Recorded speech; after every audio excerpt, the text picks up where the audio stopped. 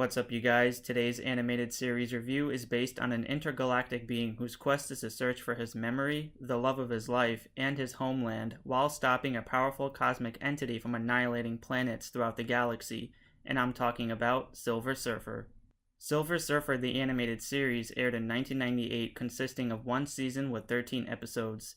The story focuses on our main hero, NORRIN RADD, a humble civilian who lives on a peaceful and prosperous planet called ZENN. Under the guidance of the Great Master, NORRIN RADD was next to achieve this honorable status, but due to his inner conflict within his heart that has been longing for exploration and self-awareness, his uncertainty leaves him to feel confused and unworthy. With this reflection, an extraterrestrial named UWATU, otherwise known as the Watcher, warns the people of ZENN of an oncoming attack by an extremely powerful cosmic entity that goes by the name Galactus, whose sole purpose is to drain the life and energy source of all existing planets, regardless who's in it, in order to remain indestructible and sustain efficient life.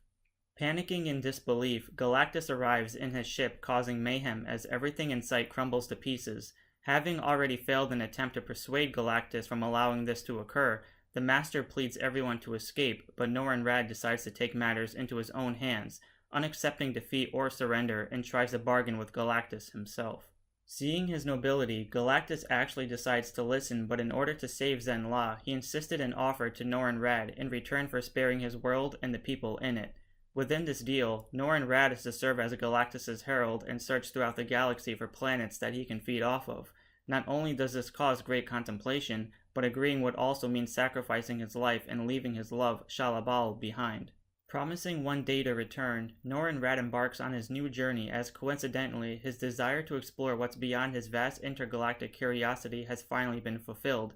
NORRIN RADD is given a piece of Galactus' powers, which alters his image into a silver being with boundless amounts of energy, and the power of cosmos, which does not require food, air, water, or adaptation to any sorts of climate. He is also given a shiny board in which he summons by saying, "To me my board," which gives him the ability to glide through space at ease, as he is now known as the Silver Surfer. With this new identity, unbeknownst to Silver Surfer, Galactus had erased NORRIN RADD's memory during the transformation, allowing his actual name to not exist and having no recollection of ZENN whatsoever. As Silver Surfer continues his task, he starts to question about his past, confused as to why he is the herald to this powerful being. And so this begins the journey of our lonely wanderer.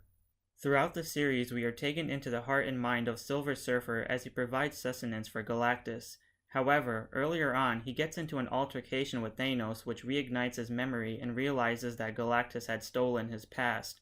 With anger, Silver Surfer vows to seek vengeance and realizes through guilt and sorrow all the damage he had caused by being Galactus' slave. Now understanding the true nature of his owner's ways of survival, it was time to serve him no more. At first, Galactus denies Silver Surfer's request to be free and kicks his ass, but when he stumbles upon the planet Earth, which contained an abundance of energy, Silver Surfer builds a connection with the people there, reminding him of ZENN and does his best to protect them. Seeing how Silver Surfer demonstrates courage and strength, Galactus ends up having a change of heart and decides to abandon Earth and agree to let Silver Surfer be free, but at a price. Instead of taking back his powers, Galactus allows Silver Surfer to keep it, but not as a gift, but as a curse instead, thus leaving him to be condemned. And to make matters even more worse, Galactus had hid the planet of ZENN far away from Silver Surfer's knowledge, leaving him to feel absolutely betrayed and heartbroken. Seeing how he can be anywhere knowing how massive the universe is, when confronting the Watcher, he too was unaware of its location. This is essentially the basis for the entire remainder of the series as Silver Surfer aimlessly wanders in orbit from galaxy to galaxy, planet to planet, between every star and moon, in great pain and determination to find ZENN. But along the way he encounters several allies like the Master, who is the master of ZENN, Pip, a troll once part of the slave labor force who briefly becomes a loyal companion, Keely, another troll whom assists in a special request, Mentor, a scholar and the brother of THANOS who seeks great knowledge, DRAX, the Destroyer, an android with an organic brain who serves as a companion to the Mentor, Beta Ray Bill, an alien of the Corbinite race from the planet Harmony, and Nova, an orphan from the planet Earth named Frankie Ray, who later becomes Galactus' new herald, with the power of fire and aids our hero on numerous requests as she finds what she seeks for and calls him Silverado. Aside from Galactus, for the villains we have Thanos, a powerful titan who does whatever it takes to please his beloved, Lady Chaos, originally known as Lady Death, who's in the form of a statue, and Nebula, a space pirate in search for highly praised artifacts for profit. Then we also get introduced to some side characters like Gamora, the Skrulls and the Kree Empire, Adam Warlock, Ego, the Living Planet, Lord Glenn, and possibly Ronan? Not only does Galactus appear to be the main villain, he surprisingly doesn't do too much as his goal is to just survive, so instead, this show treats us with other cameos and appearances, but one of the things I love is that they all have some sort of personal agenda to complete along with providing some of their individual character origins as well. In regards to cosmic entities, we have characters like the Watcher, UWATU, a member of the extraterrestrial species who monitors and observes all activities in the solar system, but is not allowed to interfere, and as the show progresses, you get two other abstract entities named Eternity and Infinity, both brother and sister with the essence of time and space respectively. Every episode continues straight from the previous one, showcasing different types of scenarios, some being about greed, selfishness, revenge, and mercy, but mostly involving social and political issues like imperialism, slavery, and degradation.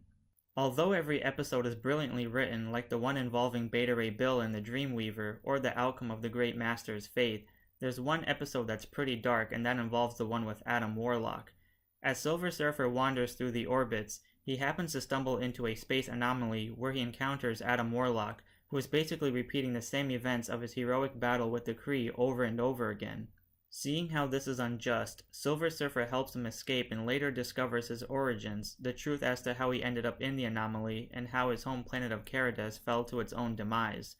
Feeling useless and without purpose, what Adam Warlock does in regards to remain honorable is enough to hit you right in the gut. Thus, leaving Silver Surfer yet again by himself, and despite relating to Adam Warlock and considering him like a lost brother, his actions left him in deep despair. We also get episodes where Silver Surfer enjoys the company of his allies, but eventually realizing that he's putting them all in danger, right when you think he won't be alone anymore, the story takes yet again another emotional hit to make you really become attached to his feelings when he lets them go. Then there's also situations where all he wants to do is help and make things better, but this eventually leads him to interfere with natural selection and ends up becoming the wrong thing to do. Although there's a lot of episodes where many creatures of many planets hate him for being Galactus' herald, in one episode where he's on trial in court by Gamora and Lord Glenn, it really helps you understand how selfless he really is when asking for forgiveness. For a brief moment, almost being absolutely happy with his discovery, Silver Surfer finally finds ZENN, but when noticing some things aren't right, it ends up becoming a facade as it was Ego, the Living Planet, creating an illusion to make Silver Surfer happy, but that only enrages him even more, thus leaving him to feel lonelier than ever. One of the highlights of the show is learning about the Universal Library as it contains knowledge about every incident throughout space and time. By the time you get to the last episode, Thanos returns wanting to prove his love to Lady Chaos by making her alive again, so the only way to do that is by manipulating time in reverse until obliviating it into non-existence. His actions end up causing Eternity and Infinity to feel pain as their essence is slowly fading away as it will be the end of the universe. Acknowledging Silver Surfer as the chosen one and seeing how he's the only one not affected by it, he battles Thanos, but right as the battle gets into full swing, it concludes at a cliffhanger. With enough anticipation to anxiously see what will happen next, the show was unfortunately cancelled due to a fallout between Saban and Marvel. Even though the show had planned for a second season as scripts, episode summaries, and titles were created, having only 13 episodes does not do the story justice as it deserves to be continued, so Silver Surfer's mission to find ZENN and SHALLA BAL remains unknown. This show is absolutely amazing. It contains so much meaning and so much emotion that you can't help but to feel very sympathetic to Silver Surfer as he struggles to find purpose and balance between who he is and who he was, while searching for his love and home despite getting constantly screwed over left and right. It's actually one of the very few 90s cartoons that actually had such an in-depth story that really needs to be watched a few times. The voice acting is given a lot of energy and its combination of 3D animation and cartoon-like style really stands out. I know for a fact as a kid I certainly missed a lot of its importance of what's going on and barely understood it, but as I got older and finally understanding its context, it's literally one of the best and most overlooked Marvel shows and hero of all time, Not only is Silver Surfer my favorite character, it's no wonder he is considered Stan Lee's favorite as well. Therefore, Silver Surfer, the animated series, gets an A. Thanks for watching, give a like and subscribe for more animated series reviews, and stay tuned for the next episode.